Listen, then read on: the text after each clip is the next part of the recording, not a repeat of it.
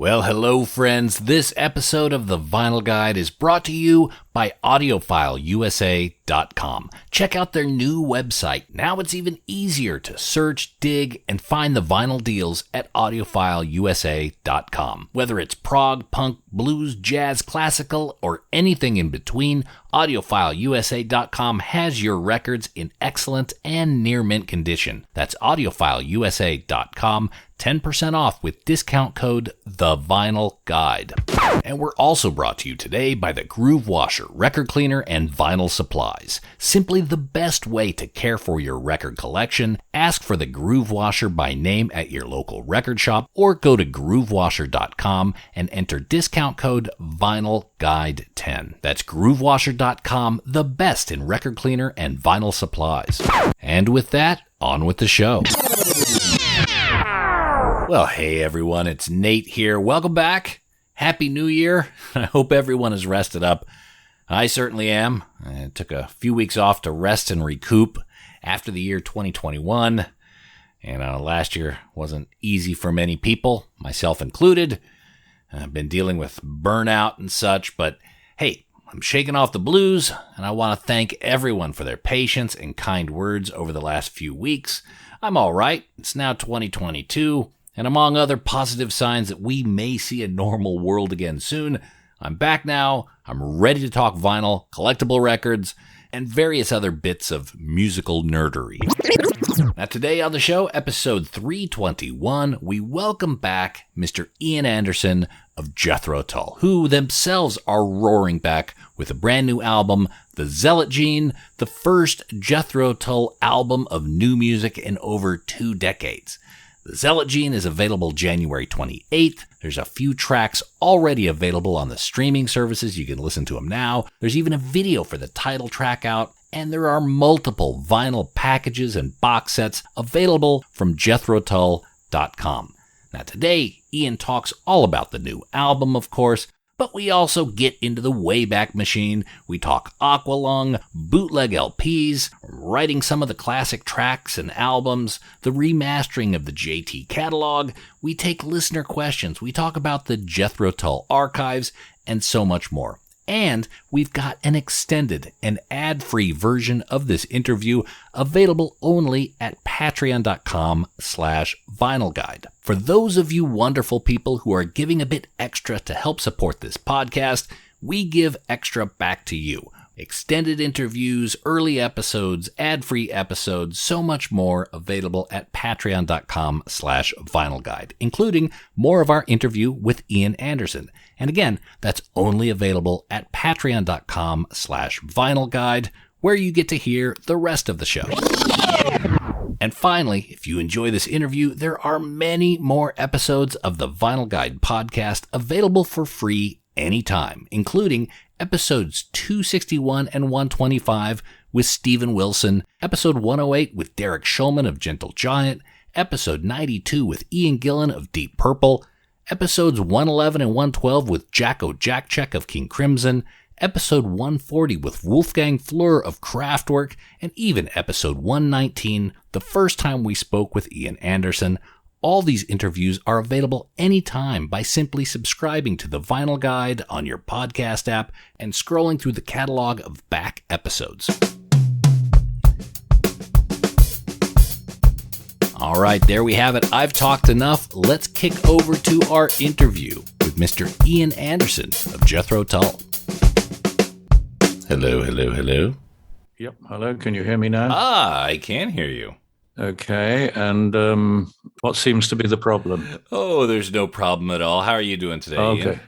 About the same as I was yesterday, which is good. Continuity is everything at my age, and you're not far behind me. No, it seems actually since the last time we talked, I think I've aged far worse than you. You're looking good for a man who's been through a pandemic. Yeah, well, I certainly have, but not the hard way. I've been fortunate so far not to have been infected, but I guess it's really a matter of time, and in the hope that it will be not too injurious when inevitably it will happen. But I think we're all probably coming to the realization that particularly with Omicron, it's not something that's going away. It's going to be around. And I'm always reluctant to use the phrase learning to live with COVID, because unfortunately for many people, it's learning to die with COVID. It's even Omicron is still, I mean, just having a look at today's data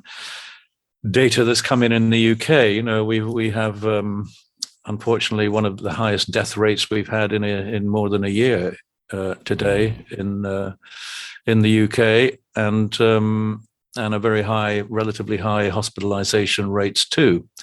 And Omicron is certainly taking its toll, but largely amongst the tennis players of the world, the great unvaccinated ones, I mean.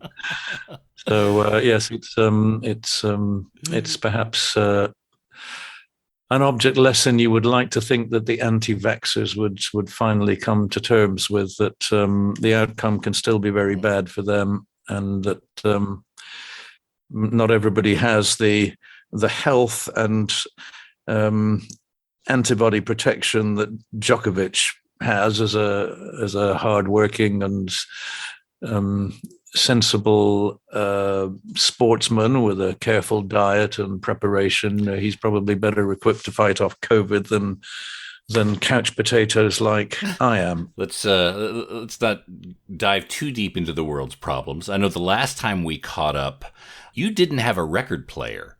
Did that change during the pandemic? Is that something you corrected in your life? I did go online to look at current state-of-the-art record players and 5.1 surround systems and all that sort of stuff. But it's just when it comes to the reality, where am I going to put it? And do I actually really want to use it to listen to music? The answer I keep coming up with is no. I have... it would be useful to hear a test pressing or to review the surround sound mixes of something, because I don't have that facility for mixing in surround sound in my studio. But to put all that stuff into my life, it's more stuff, and I need less stuff, not more stuff. So it was just a fanciful look at what options might be on the table. But no, I am still without record player. I do have a CD player somewhere in the house, but not to hand. When Apple decided to stop putting them in their desktop computers and laptops, I waved goodbye to the CD. I've been listening for many years. My music listening is all in the form of MP3s, M4As, and if it's something serious and professional, then 24-bit digital audio, which is the format we record our master music in. So you can't even listen to like some of the DVDA audio, the stuff that Jakko, Jakszyk, or Steve Wilson's doing. You don't have a system for that, do you? No, but when Stephen Wilson's been working on surround sound mixes and remixes in general, I've gone to his studio to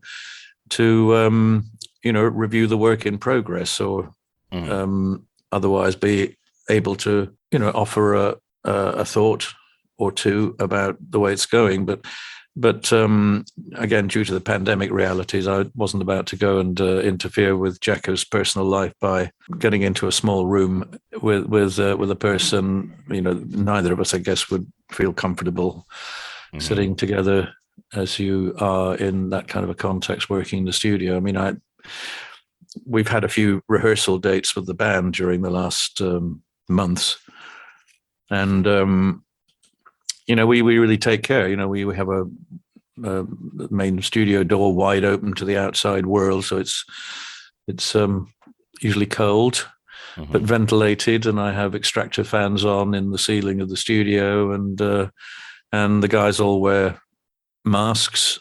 I unfortunately can't play the flute with a mask on, but I stand facing the door, so I'm projecting my airstream from flute and singing away from the members of the group, and we all test before we get together. And when we're on tour, we've been testing every 48 hours, because any one of us gets sick, that's it, game over, tour cancelled, everybody's out of work. So we all have to really try our best not to be the the cause of a tour cancellation. And so far, so good. None of us have been infected, as far as I know. They haven't told me if they have, but I'm pretty sure they haven't, and that that's the way we have to be when we hopefully are able to. We've had 2 tours that have been yet again postponed already in January of this year, and I'm hoping in February we will be able to do some concerts, and onwards through to the end of the year. But we'll be whatever. I mean, I'm sure this time, at Christmas next year, I'll still be walking around wearing a face mask and nervously getting on trains and public transport, hoping that I continue to be lucky. Because it's, as I say, it's not just about being ill, slightly, seriously, or mortally. It's also about putting people out of work. And when my guys have been out of work for a year and a half with no income, you really don't want to lose a single day possibility of putting a wage in their pockets. For me, I have enough savings to get me through my life, no problem. But guys in the band are working musicians, and they, I feel I owe it to them to be doing the very best I can to take care of them. By the protocols that we apply to touring and backstage, and to some degree even on stage, where we can influence the way things are being done within a venue. So you've got this new album out, January 28th, The Zealot Gene. 2 songs are already out on streaming services. Vinyl is available at jethrotull.com. We talk to record collectors here. We're a bunch of music nerds. I'm curious, are you familiar with Jethro Tull collectibles? Like, for example, do you know what the most expensive / collectible Jethro Tull record is?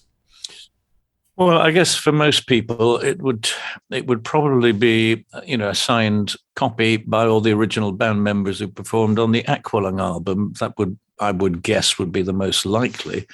But, there are people who have a fascination for the off-piste material, like perhaps a passion play, because from the point of view of collectors or record nerds, as you put it, they are very often folks who are so dedicated and knowledgeable that they have a real, perhaps perverse enjoyment of being absorbed by something that is not so mainstream in the discography of the artists that they are fascinated by. But, I guess pragmatism probably plays out in terms of, signed copies of Aqualung being the most sought after. But then on the other hand, they're probably the most available because it's the one I guess I sign most often. Okay. But, I could be wrong. I think there are lots of other collectible items apart from vinyl records. We're also seeing, of course, people will turn up with a very expensive hard-covered box set, which, in the case of the Zealot Gene, is, there are 4 physical formats. One, the cheap and cheerful CD. The next one is a gatefold double album, which also has the CD and a slipcase inside. And then there's the deluxe box, which has surround sound audio and the original simple demos that I sent out to the band. And then the most expensive deluxe version, which also contains the LPs, as well as in fact, contains 3 LPs, 2 of the album material and another LP devoted to the demos. So it's, it comes in 4 different formats, obviously at 4 different price points. And the record company made their helpful suggestions as to how we might bring that into the public domain. And happily, we've managed to do that, I think, in a fairly generous and detailed way. So, the product as it is in the marketplace is something I hope Jethro Tull fans will be pleased to have the opportunity to acquire. And those that prefer to listen to their music as digital downloads or streaming, obviously will have that option. I think perhaps what some people who collect vinyl possibly love to have it, but don't really play it. When it comes to listening to it, they probably stream it on Spotify and while they're reading the album cover artwork or booklets or whatever, which is, I guess, what I would probably do, because I am, as I said, I tend to listen to music only in a digital format, not as physical copy.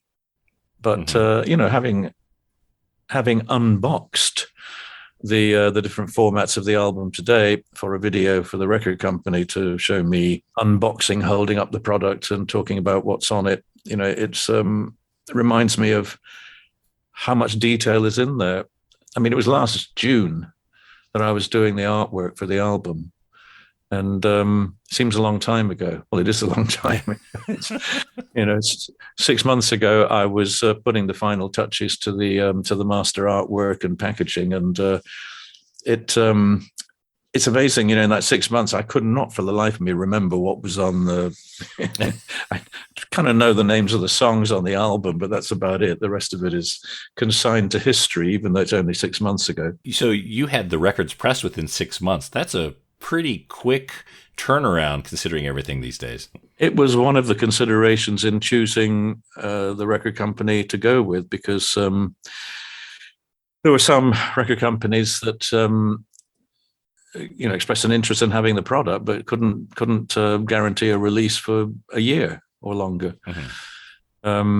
Luckily, we were able to do this in essentially 7 months, which is probably par for the course if you have a major record company who have enough flexibility. They obviously make bookings, perhaps a year ahead with the very few pressing plants that remain, but they have so many artists and so much product, they can move things around a little bit. So you can say, well, instead of pressing the new Yes album, we'll do the Jethro Tull one and do the Yes one, the week after or whatever. They have a little flexibility to juggle things around. And that's just a spurious notional example. That's not what happened.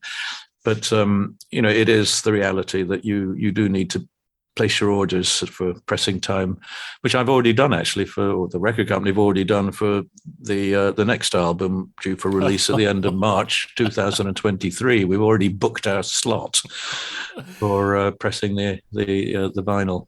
Now, the whole comeback of vinyl and physical form music media, does that surprise you? It doesn't surprise me because it's never really gone away. The point where it was looking like disappearing was back at the time of, I think in or around 1994. We definitely did vinyl for the Roots to Branches album, but it was very much a dwindling market by then, and I think people were forecasting that it would become completely defunct. But I personally thought that it would continue. But the rise that we've seen in vinyl sales generally in the marketplace have more to do with the fact that a younger generation of relatively new musicians and their record companies see vinyl as very much a part of the physical product mix, and so not only older bands who may have begun their recording career by only having a vinyl option, like Jethro Tull, are today, vinyl is a small but very important part of the balance of options given to the record buyer, and it represents for record companies a small but very important potential profit margin. And whilst maybe 15, 20 years ago, record companies didn't really worry too much about marginal product, either working catalog or releasing vinyl. These days, they have had to rethink their objectives and their needs for every single potential profitable income stream. They really have to take it seriously, which has been great for the record buying public, because when you think about today's world, anything that was ever released is available once again in some format or another. And I think that's a great thing for particularly the younger generation who were not around to experience the days of Jimi Hendrix or Led Zeppelin or the origins of big selling album rock. Now, again, not only are they going to be able to find ways to listen to that music by downloading and streaming, but because of box sets and reissues and remixes and so on, it's the opportunity to actually hold physical copy in your hand, just like your parents or grandparents did before you. Mm-hmm. Now, I'm holding in my hand an album. I'm not sure if you can see this here. Yeah, I can. Yep. This is one of the first trademark equality bootlegs, a Jethro Tull bootleg called My God. And I'm assuming you're familiar with this album, this release, or at least with the early bootlegs of Jethro Tull. We'll be back after these messages. Hey, have you checked out AudiofileUSA.com lately? There's been a major new website redesign, and now it's even easier to search and dig for deals. AudiofileUSA.com has over 42,000 used vinyl titles in stock, all excellent and near mint condition. They sell nothing but the best condition records. And AudiofileUSA.com is not just for rare and collectible records, it's got something for everyone. All genres, from punk to pop to jazz to classical to metal to psych and more. Head over to AudiofileUSA.com, dig for the deals, fill up your cart, and use discount code The Vinyl Guide to save 10% off your purchase. There's something for everyone at AudiofileUSA.com. And I know that Groove Washer makes the world's best record cleaner. Hundreds of people around the world have tried it and given Groove Washer top ratings online, including Rolling Stone magazine, 5 out of 5 stars for vinyl record care. But have you seen the new Groove Washer Groove Guard record sleeves? Now you can slide your freshly cleaned record into an archival quality sleeve for short or long-term storage. I mean, why are you going to clean your records only to slide them back into the same old dirty sleeve? That's like showering and putting your dirty clothes back on. Head over to GrooveWasher.com, grab a record cleaning kit and some Groove Guard record sleeves, now at a super low introductory price, and it gets even lower with discount code VinylGuide10 at checkout. That's Groove Washer Groove Guard record sleeves, GrooveWasher.com, discount code VinylGuide10. Now we return to the program already in progress. No limits. I'm holding in my hand an album. I'm not sure if you can see this here. Yeah, I can. Yep. This is one of the first trademark equality bootlegs, a Jethro Tull bootleg called My God. And I'm assuming you're familiar with this album, this release, or at least with the early bootlegs of Jethro Tull. Well, I think I've probably heard most of the bootlegs that have been done over the years, and many of them were, even going back into the very early 70s, were done with portable recorders that were smuggled into venues, and usually the sound is so atrocious. It's just you can't really take it seriously. That the human ear perceives a lot more detail and clarity than a little mono microphone did. Buried in your clothing to try and discourage big security guards from stealing your possessions and throwing you out of the venue. So bootlegs usually are not terribly good quality, but of course there are other bootlegs that are on the market that have been taken from radio broadcasts or television broadcasts where the quality might be relatively good. So they're absolutely variable. A bootleg is not a bootleg. It just any more than a face mask is a face mask. They come in a whole variety of grades and qualities. And so I think you've got to be a little careful if you're going to acquire bootlegs in the sense of trying to enjoy the end result. Then I think you could be disappointed much of the time.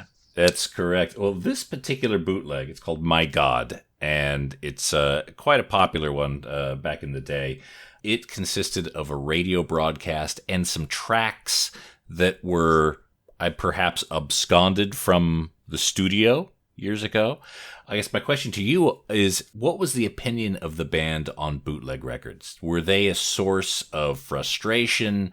Were you okay with the public or the fans getting additional material? What was the position of the band on bootleg records, especially back in the day? Much of the same opinion in regard to your average day-to-day pandemic. You might not be happy about it, but you have to accept that it's here to stay. It's not going away anytime. And that was really the view with bootlegs. I mean, record companies obviously tried their very best to discourage and to prevent bootleg recordings from being issued, but it was fighting a losing battle. And I don't particularly feel I should be making life easy for people to record, particularly live concerts. I mean, it happens all the time. I've frequently gone back to my hotel room after a show thinking, oh God, I played a bum note in this particular song in the third chorus of and trying to rack my brains to how did that happen? Why? How did we mess that up? And I can go online and already find somebody has posted the concert on YouTube, and I can isolate that little element that I need to know about, because such is the passion of people who just want to be the first person to post a live performance. People get their kicks out of doing that sort of thing. I frankly find it fairly difficult to understand, but they do. And my feelings about it are at best ambivalent. But on the whole, of course, I would prefer, given the enormity of time, effort, and expense that goes into recording and releasing a live album. I kind of prefer people were listening to the end result that I go to the trouble to present to them from time to time, rather than doing it themselves. But it's the world we live in. It's not going to change anytime. So I think we just have to accept that it is part of what goes on. I'd heard at one point that the Aqualung album was titled, or the tentative title was My God, but was changed because of the popularity of that bootleg release. Do you recall that? No, I don't recall that at all. I think My God was one of the first songs to be written. Well, put it this way: it was a song that was written that ended up being on the Aqualung album, because at the time I wrote My God and a few of the other songs too. Probably, I had not yet written Aqualung as per the arrangement that is on the record, but I did come up with I remember coming up with a riff to the song Aqualung. In a hotel room in the USA, because I remember phoning up Martin Barr in his room and saying, you got 10 minutes, just pop over to try out this riff and chord sequence I've got for a song. And so he came over to my room with his electric guitar, which of course we couldn't really hear, but it was just to get the gist of it. And I played him the da da da da da da riff as on the acoustic guitar, and he sort of scratched his head and said, well, okay. I said, well, tell you what, try it at sound check. Turn up to number 11 on your Marshall 200 watt head, and just let it rip. And then when we heard it played that way, immediately it was right. It was a kind of a eureka moment that you knew you have found something that was a musical motif that you could build upon. And I had the verse. I had the verse material. I knew kind of the chord sequence and vaguely the tune, but I didn't have any lyrics at that point, and didn't know what the song was to be set and what it was to be about. That came a little bit later when I got back to the UK. But the song My God was, as I say, one of the first ones. It was played live on stage during some touring escapades in 1970. I know we played it. One of the songs that appears on a recording at one of Bill Graham's concerts at Tanglewood near Boston. When we played an outdoor show there, Aqualung featured in that concert. I know. Sorry, My God featured in that concert. So we were certainly playing it every night for some months before the album was released. In those days, the writing was, you as a writer, songwriter, incredibly prolific. So many albums, keeping a pace of about an album a year, plus even discarded albums, the Chateau Disaster. From what I understand, for Thick as a Brick and A Passion Play, you were getting up early to write the material to then be recorded by the band later in the day. Is that right? Well, in the case of Thick as a Brick, absolutely. Yes, I would wake up and go and write the next 3 or 4 minutes of music and lyrics, and then in the afternoon go and meet the guys in the rehearsal room in South London, and we would learn what I had written that morning and add it to what we had rehearsed and worked on the day before. So we built the album up over a period of, I guess, about 10 days of rehearsal, and then we recorded it in about the same period of time. So it was done pretty quickly in terms of, the number of hours spent writing, rehearsing, and recording the album. It was a fairly fast and furious business, but it was on a daily level. It was every day. I've just been working since January the 1st of this year on a new album project, and that, I've got, I have the first complete draft of all the lyrical component and and most of the music sort of outlined the principal elements of the music. And so, in a period of whatever it is now, 11 days. And I've been missing, unfortunately, a couple of days due to other obligations, and I'm missing quite a lot of time because of all the press and promo stuff I'm doing every morning for the European media, and then in the afternoon and evening, all doing the US stuff. So I'm limited in the number of hours I can do that, but I'm trying to put in a couple of hours every day working on the new project, and I hope that by the end of this month I will have completed all the work, and I'll be getting on to the next stage, which is to make some simple demos for the band, give them a couple of weeks to absorb that, and then we'll get together for some rehearsal and hopefully get into the studio and record a few pieces of music. And as I say, I've got to deliver an album by the end of this calendar year to make the deadline for release. So I'm trying to do my usual pace of work, which is I think I would always allow for the whole process, the writing, the arranging, the rehearsing, the recording, and the mixing, I would say 4 days per track, which when you think of the whole job, that's quite a frantic pace of work. But we would usually expect to record a couple of songs per day in the studio if we've rehearsed them properly beforehand, which is the whole point of rehearsing. We rehearse the music in a way that is like a live performance, with us all playing together and doing the song as we would do it on stage. And same thing in the recording process, ideally with band music as opposed to singer-songwriter acoustic stuff. If it's band rock music, then we're going to play it like we'll do it on stage, and that's the way we record it in as live a context as we can, given the rather lifeless, sterile environment of a recording studio. Then you have to kind of use your imagination, and it's not difficult when. I remember recording the Zealot Gene guitar solos. Florian was playing his guitar solos live in the studio. They weren't overdubbed. They were just what he played when we were doing the tracks. And so in his head while he's playing it, he's kind of in his head. He's on stage doing it. He's not in a recording studio. He's really going for it. And it's gratifying to see that in your fellow musicians, that they are transporting themselves while they're recording, and obviously being careful, trying to not make mistakes, but at the same time, a little part of you is performing the music. And that I think is an important ingredient to try not to lose during the recording process. So I know we just have a few more minutes, Ian. I want to go through a few listener questions with you, if that's all right. Ron Badrow of Wichita, Kansas, says, I'm summarizing this, most of the Jethro Tull catalog has now been lovingly remastered, some remixed, certainly the outtakes, session tapes have been culled for content. Is there anything in the Jethro Tull vaults that is still rife for revisiting?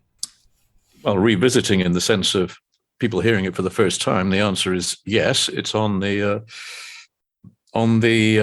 box set to be released, I believe, in July of this year. The Broadsword and the Beast album is a lot of material that was recorded and demoed back in 1981, which plus stuff that was, the original rough recordings of songs that made it onto the album.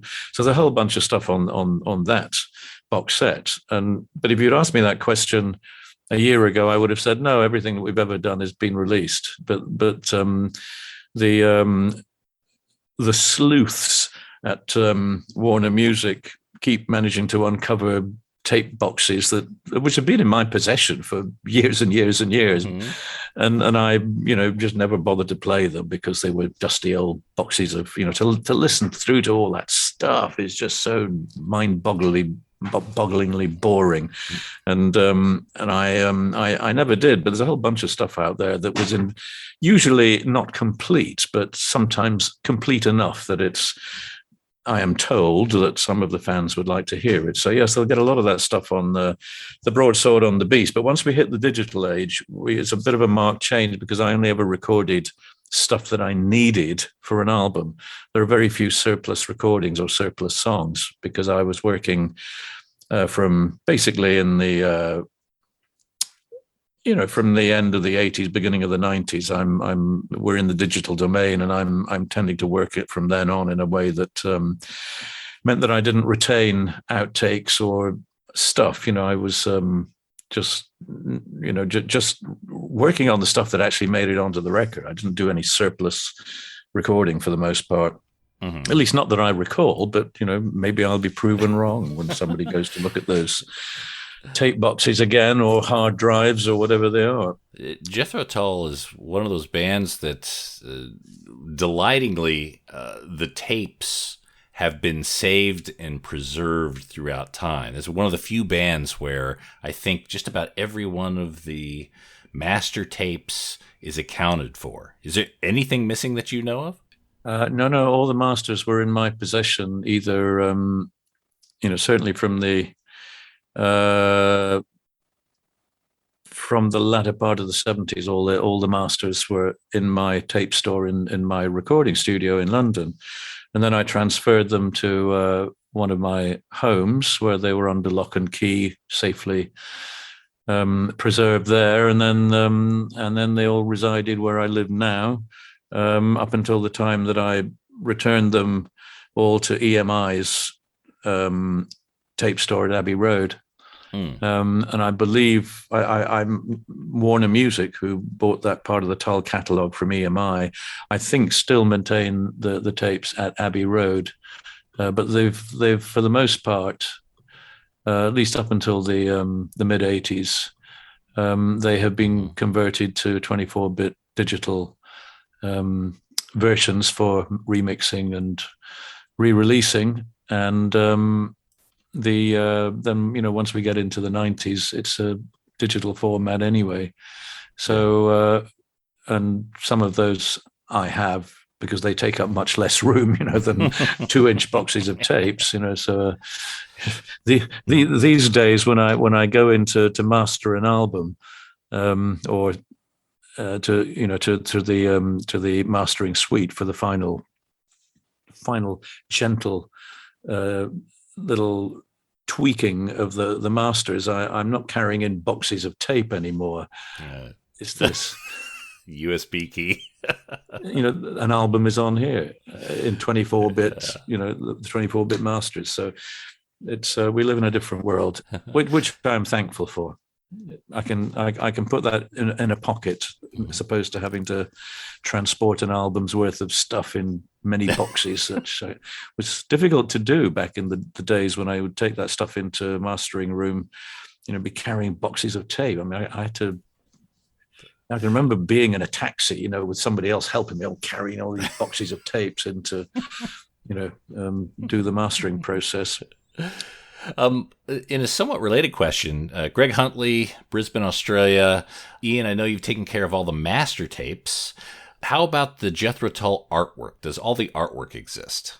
The artwork, some of it does, but unfortunately, because the record company, when the artwork was originated either by the record company's internal art department or when I was commissioning work from other artists to produce, it all ended up with the record company. And I don't think back then, when you're looking at the 70s and 80s, people didn't take seriously the fact that this catalog would have a legacy value.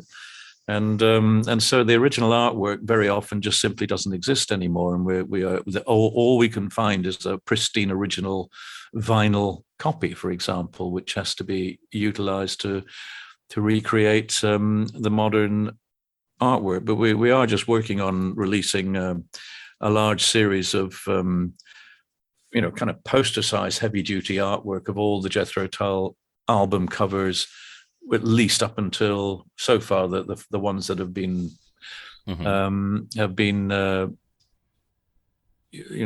carefully put into that format. I think go up to 1982, 86, somewhere around there. Well, I think probably up to Crest of the Knave, so it'd be 86, 87. But it was quite difficult finding the best possible versions of those to be able to use, and the record company, I think, appreciate now that they, it's pretty important to hang on to this stuff. But again, you all the artwork Jethro Tull ever produced, again, it could all be on there. So there's no excuse for not keeping it any longer once it's digitized and of a high quality that you can. It's there for potentially forever. I heard the cover art painting for Aqualung was stolen from the Chrysalis offices during a robbery. Is that true? I don't think it was during a robbery. I don't think that ever happened. But certainly some of the artwork did disappear from the Chrysalis offices, and I have my own guesses as to where it went and who might have had it. But of course, the people who were involved in putting those together had a personal involvement, and so I guess if somebody was been working at the record company for a while and then they were fired or decided to leave, they might have taken as a souvenir something they may not have realized was actually a vital component part for future re-releases. Box sets didn't exist, remixes didn't exist. So, I think perhaps some things disappeared, via people who had been working at Chrysalis and decided to take some of their work home and never returned it. But I don't recall there ever being an actual robbery or a theft as such of artwork. It's just a lot of it wasn't there anymore. And when Chrysalis was clearing out a lot of its stuff, at some point I made a point of saying, look, can I just have all the publicity photos and everything? Don't throw it away, because I would like to have that. And so there was a certain amount of promotional material that I did get my hands on, and some ex-band members also who'd managed to keep such items in their possession from when they were in the band, who were kind enough to supply me with reasonably high resolution copies of things that they'd got in their own possession. So, I have quite a lot of the material, but as to the actual original artwork, in many cases, no, it doesn't exist anymore. The best we have is basically an original, shiny vinyl copy, which of course has got the bigger size of image to be able to reproduce. Well, Ian, I do want to thank you very much for your time today. I want to remind the audience that the Zealot Gene, the new Jethro Tull album, out January 28th. You can dial up a few of the tracks right now on the streaming services and set yourself up to be able to download the entire album when it's available. Of course, vinyl packages, multiple vinyl packages, as Ian has shared, are available from jethrotull.com. Ian, thank you so much. We hope to see you on the road, and best of health. Well, thank you very much, and the same to you. And I'm, as I say, living in hope that I shall be getting on a short-haul aeroplane flight sometime soon to resume my activities, and fingers crossed. All right. Okay, take care. Good to talk to you. Thanks again, Ian. Cheers. Cheers. Bye-bye.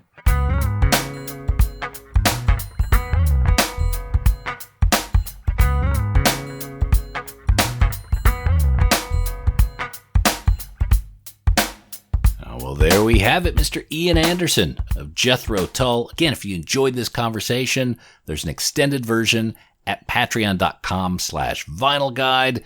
Head up there now and enjoy that, plus a whole lot more. And don't forget Jethro Tull's album, The Zealot Gene, January 28th. There's a few tracks out right now on streaming services. And of course, you can check out and order some of the vinyl packages of The Zealot Gene at jethrotull.com. And that's it for this episode of The Vinyl Guide. Thank you, everyone, for listening and enjoying, and for all those positive notes. Those are always super helpful. Big shout out to everyone who shares these episodes on social media. That's a huge help, as well as the positive reviews on iTunes. If you ever want to do me a solid, jump up there to iTunes, say something nice, give us 5 out of 5 or top scores, and that is always appreciated. We'll be back shortly with a brand new episode. So until we talk next time, get out there and buy some records, people. Cheers. That's it for this episode of The Vinyl Guide. Send your thoughts to Nate at thevinylguide.com or follow or tag us on Instagram at Vinyl Guide. Until next time, keep spinning.